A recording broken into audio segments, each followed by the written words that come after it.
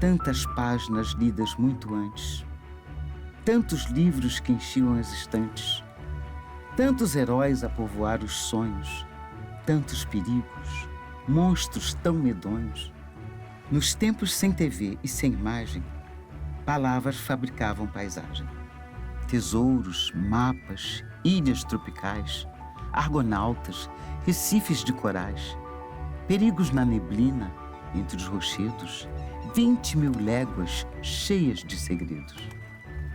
Histórias de naufrágio e abordagens, Ulisses, Moby Dick, 1000 viagens, Robson, calmarias, um motim, descobertas, veleiros, mar sem fim.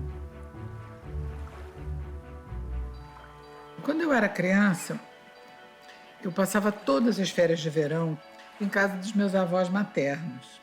Mas nesse tempo não tinha luz elétrica em Manguinhos.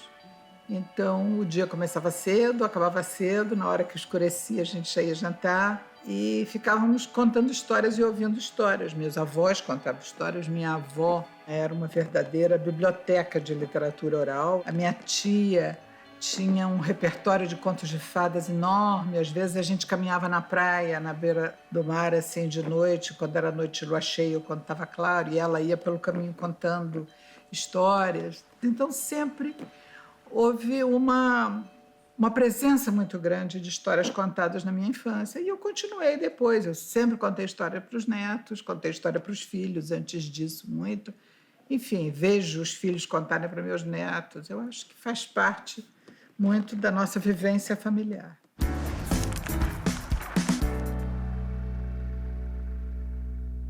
Eu fui criada por duas pessoas que gostavam muito de contar histórias, meu avô e minha avó.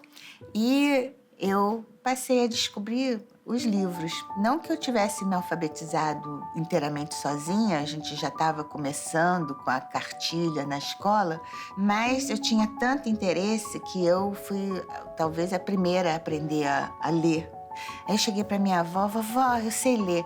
Aí a vovó, sabe nada, menina? Como é que você sabe ler? Quando é que você aprendeu? Não tinha vindo do boletim nem nada. Aí ela me deu um livrinho lá de criança que tinha lá em casa. E eu li, ela falou assim, meu Deus, você sabe ler, que maravilha! E eu tive sorte de que meu avô e minha avó, eles sempre... A gente tinha uma vida modesta. Mas, quando chegava no final do ano, eles perguntavam sempre, o que você quer ganhar de Papai Noel? E eu dizia, eu quero livro. E eles me davam bastante livros. Eles procuravam e eles também gostavam de histórias. E eles procuravam livros que eram muito legais e eu gostei muito.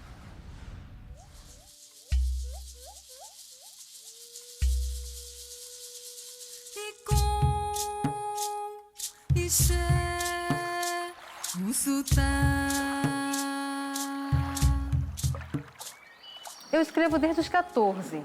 Cresci vendo vovó fazer poesia, compor músicas, dava aula para o Chicuna. Cresci debaixo da maqueira dela, ela embalando, fumando cachimbo e contando as narrativas e eu ouvindo. Então, é daí que vem esse cabedal de informações sobre cultura indígena, a vivência ribeirinha. Se hoje eu sou compositora e escrevo poesias, vem das veias da minha avó.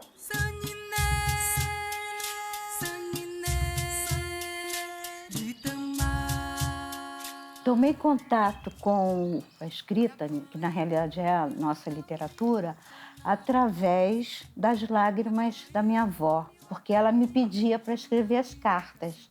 Então eu comecei a perceber por que ela chorava, né? Por que essas lágrimas, por que ela se irritava, por que ela bebia também. Era um problema sério a bebida.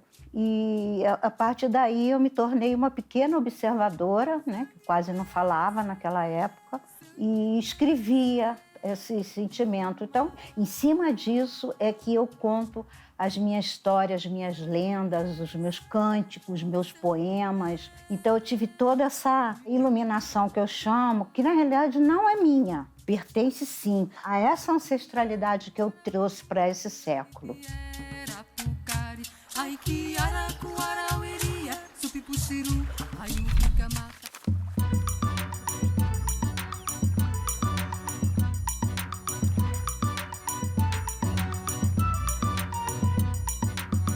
meu avô Amando Fontes, ele escreveu 2 romances, Os Corumbas e A Rua do Siriri.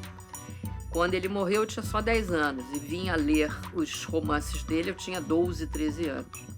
Mas enquanto ele era vivo, ele era muito amigo dos escritores que viviam na casa dele. Então, por exemplo, Manuel Bandeira era íntimo do meu avô, escreveu um poema para minha mãe, para minha irmã, você vê o que é isso. E eu era encantada. Então, por exemplo, eu comecei a ler poesia muito jovem, 7 anos, 8 anos, eu lia Manuel Bandeira. Eu queria decorar Manuel Bandeira para quando ele chegasse na casa do meu avô, eu recitar para ele as poesias dele. E tinha aquela festa, e olha lá, ela recitou e tal. Quando eu li os romances do meu avô, Os Corumbas, por exemplo, é a história de uma família de retirantes do Nordeste. E aí você vê, ele entrou num universo que não era o dele e faz uma descrição muito bem elaborada, ganhou prêmio, aquela coisa toda, dessa pobreza. Então, esse universo que esse avô meu, Amando Fontes, criou, já foi um empurrão, né? Para eu também entender que a literatura tinha essa capacidade de desenvolver esses mundos, né? Então, foi um grande impulso para mim, para eu tentar essa vida, né?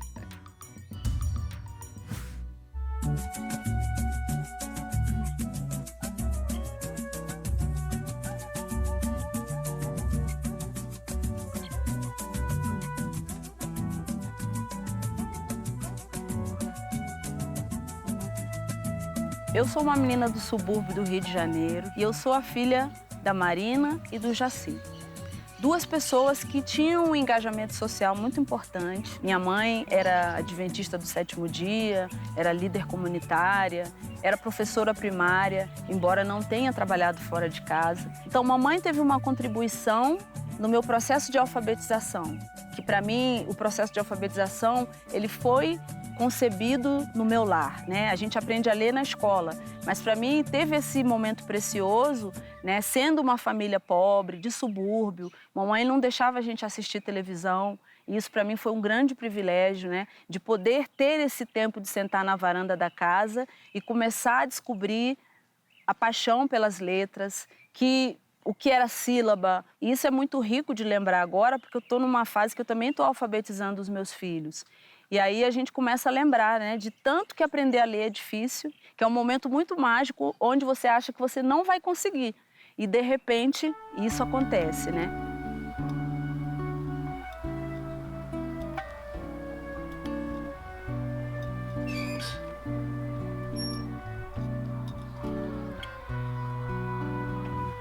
Oi, pó! Dentro da minha família, tinha a cultura da leitura. Meu pai, um grande leitor. Até hoje, meu pai está com 93 anos. Está lendo um pouquinho menos porque está perdendo a visão. A minha mãe, desde os 8 anos de idade, foi obrigada a sair da escola para ir trabalhar na roça, essas coisas todas. E depois ela veio para São Paulo para trabalhar como doméstica com 9, 10 anos. E ela foi trabalhar em algumas casas de família que tinha biblioteca. E ela adorava ler os clássicos brasileiros. A minha mãe contava as histórias, principalmente do Cortiço, como histórias de niná pra gente.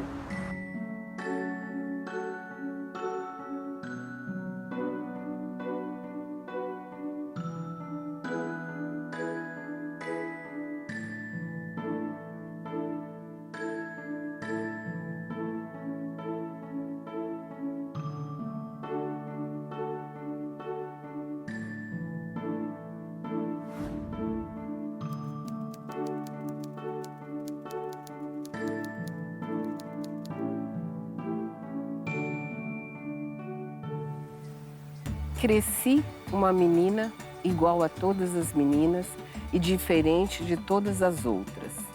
Eu sou a Preta. Era minha madrinha, tia Carula, uma irmã querida de minha mãe, quem me chamava assim. E só ela sabia me chamar de Preta desse jeito que ficou tão doce. Olha que engraçado. Quando outros diziam que eu era preta, eu achava estranho. Eu sou assim, da cor dos olhos dos meus pais. E fui aos poucos descobrindo que eu era preta, uma menina negra. Tenho um amigo que só às vezes é preto, que fica preto quando vai à praia no verão. Mas ser negro é muito mais do que ter um bronze de pele.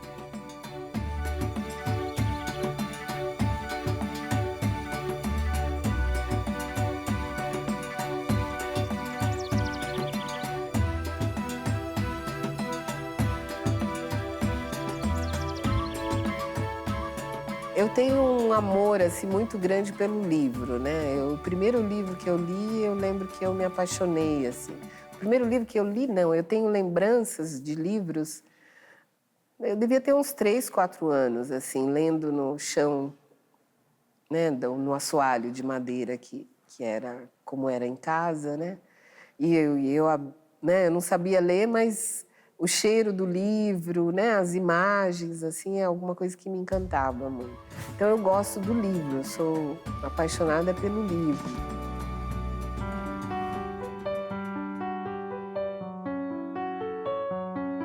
A memória começa onde se nasceu. Eu vim ao mundo numa quinta-feira, na rua Dona Maria, em Vila Isabel, em uma casinha branca de vila, pertencente ao avô Daniel, de simetria quase ilusória, vizinha casa grande de meus avós maternos. E por expressa determinação da mãe Carmen, que até o final do parto evitou a ida ao hospital por temer que me trocassem no berçário, regressando ela a casa com a filha que não havia parido. Até o final de sua vida, pouco antes de morrer, a mãe voltou a confessar que esta decisão, conquanto temerária, fora sábia. Não tivesse sido assim, ela teria sérias dúvidas daquela filiação. Se seria eu, de fato, a sua filha, herdeira da sua carne. E, embora eu risse de seus temores, como duvidar que não fosse filha de Carmen e Nino? Ela não levava a sério minha obstinada certeza.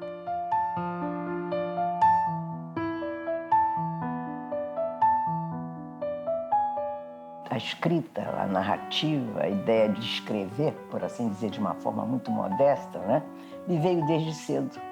Porque eu adorava as aventuras. Eu sonhava, por exemplo, de uma forma muito impressionante, sair de casa, onde eu era feliz, não é? E jamais dormir uma segunda noite baixo o mesmo teto. Veja só, eu queria perambular pelo mundo e julgava que os livros que eu lia, as histórias nasceram da experiência do escritor e não da invenção do escritor. Então, eu queria ser escritora para poder desfrutar das delícias do mundo, né? Desde criança, eu gostava muito de ler. Alguns livros eu queria ler em voz alta, acho que aí entra a literatura e também já essa sede do teatro. E era o som das palavras, o ritmo, a respiração, a cor das palavras. Eu me espantava com esses detalhes e com essa vida do texto. Luzia tinha um risco na mão e, por mais que o esfregasse, não se apagava jamais. No dia em que a sua árvore se foi, a mão agarrada ao tronco, a grafite escreveu por dentro. Tinha expulsado a grafite sob a pele. A casca tênue se fechara, mas o risco ficara ali, impresso por dentro, na marca, entranhado sem jeito de sair. Estava escrita sua palma, a página. O desenho, sua marca de nascença. Nascida 2 vezes, por sua mãe e depois por sua mão. Escrevia e nascia de suas próprias palavras. Dava outro nome às coisas que a ensinaram desde pequenina.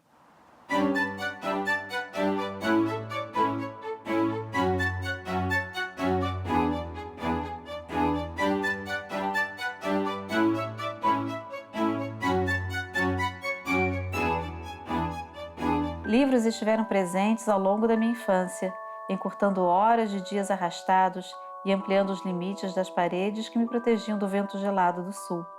Me foram dados como presentes, lidos em voz alta por minha mãe, até eu ter idade para me apoderar deles. Não me foram impostos, eram amigos que eu gostava de ter, companheiros agradáveis e inesquecíveis. Esse bonequinho é talvez a única lembrança realmente física que eu tenha do Rio Grande do Sul, de Pelotas, onde eu morei. Foi um bonequinho que eu ganhei logo aos 7, 8 anos e eu gostei demais. Então ele ia para todos os cantos comigo, inclusive para a cama. E a minha mãe passava a cama da gente a ferro, passava fronha de travesseiro a ferro, porque era muito frio no sul. E aí ela sentava na cama e começava a ler histórias pra gente, pra mim e pra minha irmã. Então, ao mesmo tempo que eu estava numa cidade muito fria, essa lembrança minha é muito calorosa. E eu acho que esse gosto pela escrita e pela leitura começou aí.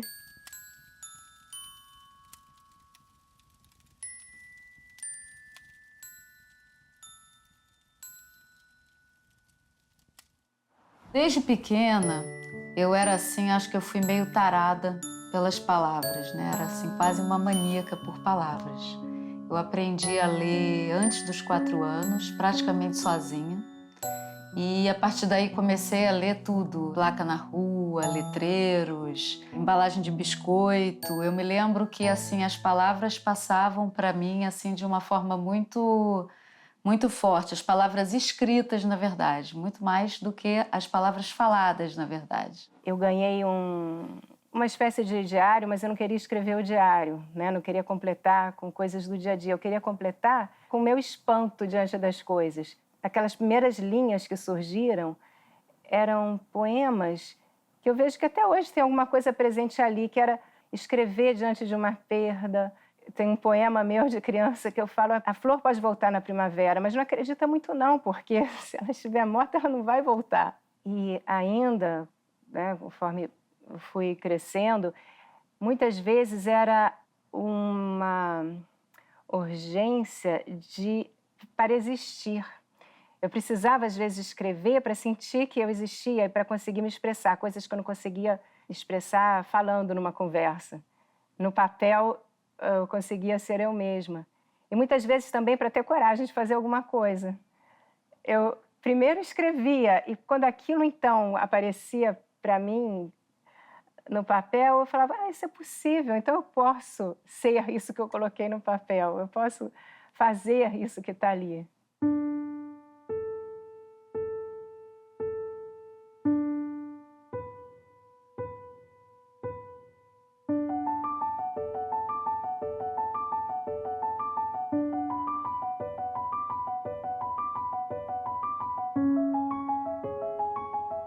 Eu comecei a ler muito antes de me alfabetizar, porque eu sou 10 anos mais velha do que a televisão. Eu tive a sorte de nascer numa família que, tanto do lado paterno quanto do lado materno, havia escritores, publicavam-se livros. E o que a gente fazia no serão, depois do jantar, era sentar na varanda, no verão, e diziam-se poemas, liam-se contos, lia-se um romance capítulo por capítulo, e não era literatura para criança, era literatura. Então, meu contato foi primeiro com literatura de adulto e também com as histórias que a minha mãe não só contava das histórias clássicas, mas inventava, que era uma inventadeira, minha mãe. E eu me espantei quando fiquei maior, fui para a escola, ia na casa das coleguinhas e descobri que havia casas em que não havia bibliotecas nem livros. E que mais tarde eu fui descobrir que não todo mundo escrevia livros. Eu achava que era uma coisa natural da vida, que um dia você ia fazer, quando crescesse. Um dia era a hora de escrever um livro, como aos 7 anos caía os dentes, fazia a primeira comunhão. Naquele tempo, com 15 anos, ia no primeiro baile com um vestido comprido e depois escrevia livros também.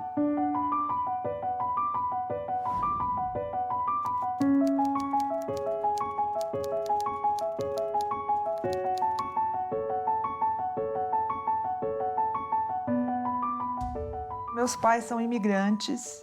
Quando chegaram no Brasil, em 49, eles tiveram que se dedicar à sobrevivência, ao trabalho, não tinham como se preocupar com leitura, com escrita, só queriam que as filhas estudassem. Então, parece que o meu interesse pela leitura e pela escrita foi espontâneo. Alguma coisa que eu não sei dizer de onde veio, mas desde muito pequena eu amava ler, precisava ler. Eu tinha um tio que me dava sempre livros de aniversário.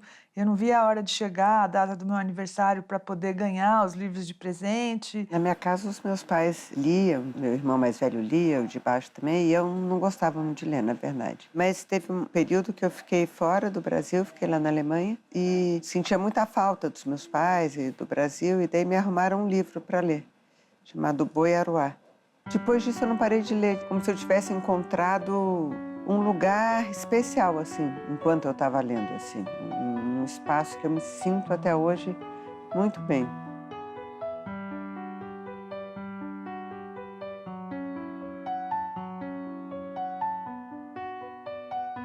Minha mãe nunca me poupou das histórias de guerra que ela viveu e desde que eu era bem pequena ela me contava que ela tinha escrito um diário depois que ela foi salva do campo de concentração e eu tinha muita curiosidade em um dia tanto poder ler esse diário que estava escrito em outra língua como escrever sobre esse diário, que eu consegui realizar isso só em 2012, mas sempre foi um sonho meu. Ser filho de sobrevivente contém, em algum lugar remoto e inóspito da memória, a tentação de ter estado no lugar do sobrevivente. Não permitir que ela vivesse tudo aquilo. Furar o tempo e a regulamentação do campo e salvar a mãe. Uma mãe que sofreu. É uma falha histórica, uma inversão torta que deixa nos filhos uma pequena culpa, uma pequena falta, um sonho, um pesadelo que se carrega durante o dia, que se impede ao mesmo tempo, estimula a vida. O desejo de salvar a mãe é o desejo de extirpar da memória o sofrimento da mãe, para que se possa libertar-se dele.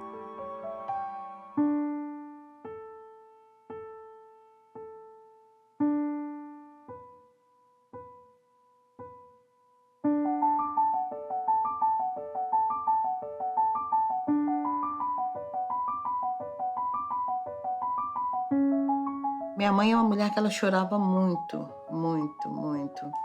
E hoje que eu fico até analisando por que ela chorava tanto, né? Mas nunca foi uma pessoa de explicitar muitas angústias, era muito, muito de chorar. Então eu ficava muito atenta às feições dela, eu ficava muito querendo saber o porquê disso tudo. E olhar minha mãe, de certa forma, era contemplar o mundo.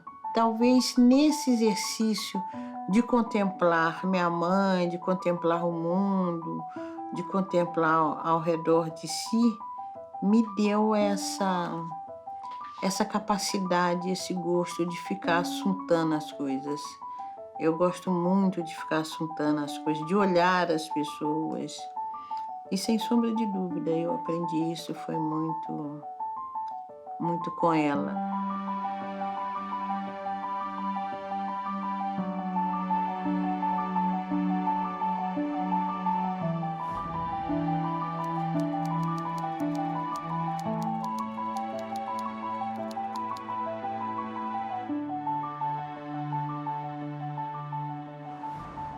Minha mãe me ensinou que ser escritora pode. Minha mãe ensinou que pensar pode. E um dos sonhos da minha mãe era escrever. E eu vou descobrir quando ela morre com 53 anos de idade. Meu pai acha um caderno dela e ele diz assim, acho que sua mãe gostaria que você ficasse com isso. Aí eu abro e o que me pega é o que ela coloca, a intenção dela assim, eu ofereço a todos que gostam de leitura.